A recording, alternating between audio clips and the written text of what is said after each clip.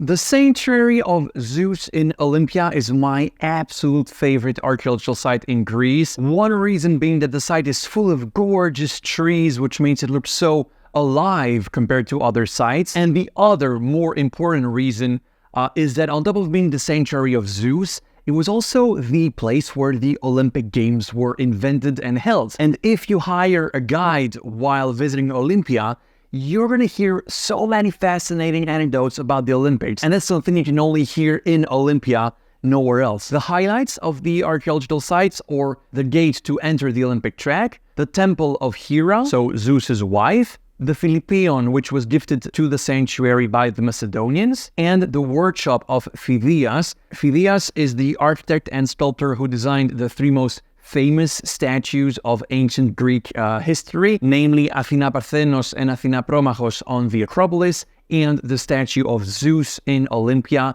which is one of the 7 wonders of the ancient world. Now, unfortunately, none of these statues survived, but yeah, this is to show that Phidias was a really influential guy, and the ruins of his workshop in Olympia are definitely one of the most important things to see in Greece. But of course, the main highlight of the entire site is the Olympic track, which is where all competitions were held. And if you're wondering why it's not an oval like modern running tracks, that's because they were running back and forth in a straight line, making a U-turn every time they would reach the end of the track. The Panathinaikos Stadium in Athens does have curves, but that's because chariot races were organized there, and of course horses can't do a U-turn that easily. And then in the Museum of Olympia, because yes, there's also a museum, the absolute highlight for me is the helmet that Miltiades was wearing during the Battle of Marathon. Now, these words might not mean a lot for you, but it is a big deal. The Battle of Marathon was one of the biggest battles of antiquity,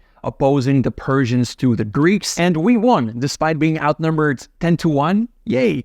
And that was a huge blow to the Persian Empire. That's kind of where everything started going downhill for them. And one of the Athenian generals who led that battle, called Miltiades, traveled to Olympia just after the battle to offer his helmet to the sanctuary and thank Zeus for his divine assistance during that battle. So yeah, you can see why this helmet is a really amazing piece of history. Now, if you go and visit Olympia, you have to book a tour with Elena. She's the one who showed me around a few weeks ago, and she knows so many details about the site and the ancient Olympics in general. Stuff like why were athletes naked? Why were only political leaders competing and not just regular athletes like we do nowadays? Why are Olympics synonym of peace? And most important of all, what was the bigger goal behind the Olympics? Because the Games were definitely not just about who will win top step. It was way more geopolitical than that. Super, super interesting. So yeah, if you want to book a tour with Elena, you can scan this QR code or click on the link down below.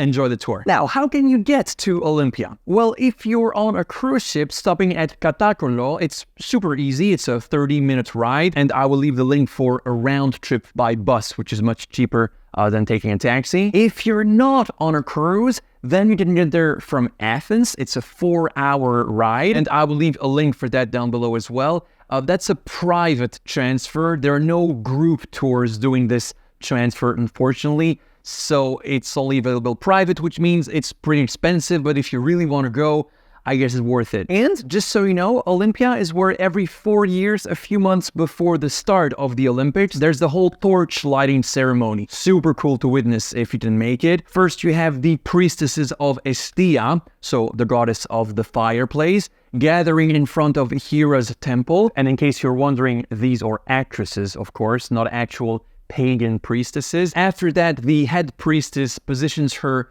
unlit torch inside this tiny parabolic mirror, which is focusing all of the sunlight, and then suddenly the whole thing ignites. And that's how the Olympic fire is created every 4 years. After that, the priestesses leave the temple and walk towards the Olympic track. At that point, they will do a little choreography, and after that, the head priestess will transfer the Olympic fire from her torch to the first torch bearer, which is usually a famous Greek athlete. And that's the start of the whole torch relay, which will last until it reaches the country organizing the Olympics that year. But yeah, this event only takes place once every 4 years, so I don't expect you to just happen to be there on that day. But still, I thought it would be fun to show you what the ceremony looks like. All right, I'm working on 2 videos, which I will put here when they're ready. What to do in Rhodes and in Ephesus when going there on a cruise ship. And there you go. That's it for today. Hope you liked it.